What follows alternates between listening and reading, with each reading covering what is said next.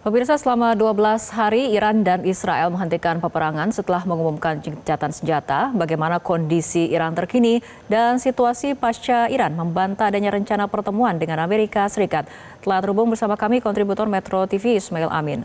Selamat malam waktu Indonesia, Ismail. Ya, selamat siang Mbak Citria, waktu Iran. Baik, Ismail, di tengah kondisi gencatan senjata, bagaimana suasana peringatan bulan Muharram di Iran saat ini?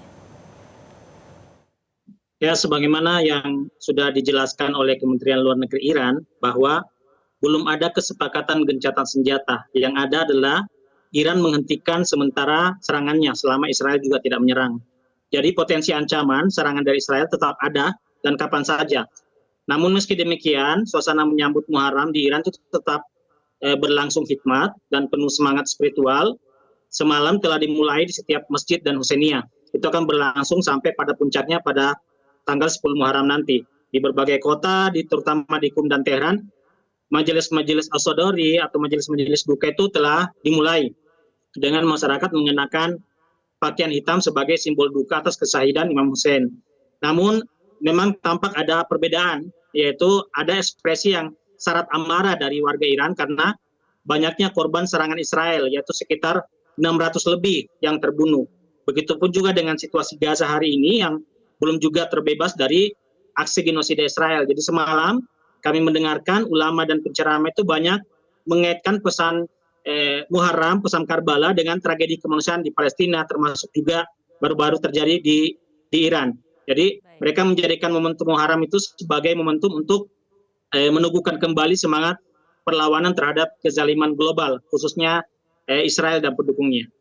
Baik, Ismail, meskipun Presiden Amerika Serikat ini mengumumkan adanya rencana pertemuan minggu depan, Iran secara tegas membantah adanya rencana pertemuan tersebut. Nah, bagaimana perkembangan terkini soal rencana pertemuan Amerika dan Iran ini?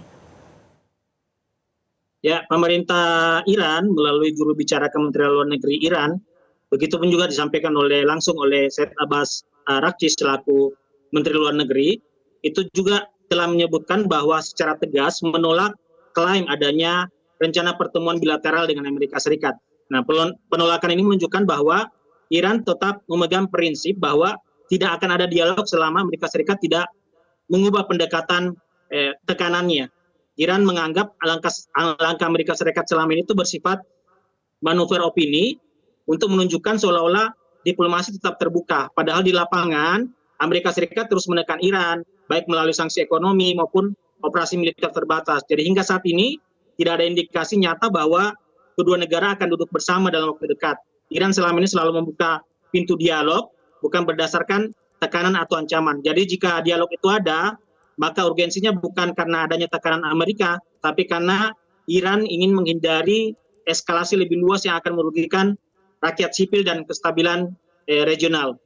Oke. Ismail, artinya sebetulnya pemerintah Iran apakah membeli ekspektasi untuk bisa berdialog atau berunding dengan Amerika Serikat?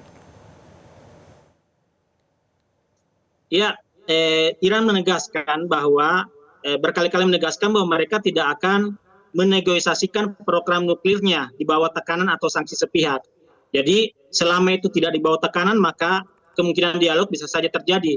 Karena program nuklir Iran adalah hak legal yang dimiliki Iran dan dijamin oleh perjanjian NPT. Jadi bukan berarti Iran tunduk pada tekanan Trump, melainkan jika terjadi pembicaraan itu dalam kerangka memperjuangkan haknya yang sah di bawah hukum internasional.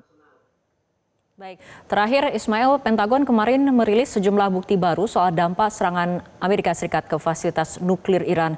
Apakah sudah ada respon dari pemerintah Iran soal ini? Ya, sejak awal Iran merespon keras adanya laporan Pentagon tersebut.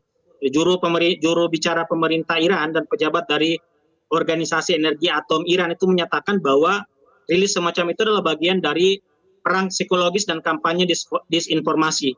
Iran memastikan kerusakan yang terjadi minim dan bisa diperbaiki dalam waktu singkat. Jadi bahkan ditegaskan bahwa aktivitas pengayaan uranium pun dikatakan tidak berhenti dengan adanya serangan tersebut. Jadi Iran menegaskan bahwa fasilitas nuklirnya itu sepenuhnya selama ini berada di bawah Badan Energi Atom Internasional, di bawah pengawasan Badan Energi Atom Internasional, sehingga selama ini tidak ditemukan adanya pelanggaran. sehingga serangan Amerika Serikat terhadap instalasi nuklir Iran itu dianggap merupakan pelanggaran terhadap hukum internasional, sehingga Iran memperingatkan bahwa tindakan semacam itu tidak akan dibiarkan tanpa respon, dan itu kita bisa lihat Iran telah memastikan serangan balasannya ke situs militer Amerika Serikat di Qatar. Jadi parlemen Iran juga baru-baru ini secara resmi menangguhkan secara sementara keanggotaan Iran di Badan Energi Atom Internasional.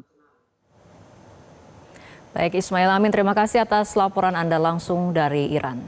Jelajahi cara baru mendapatkan informasi. Download Metro TV Extend sekarang.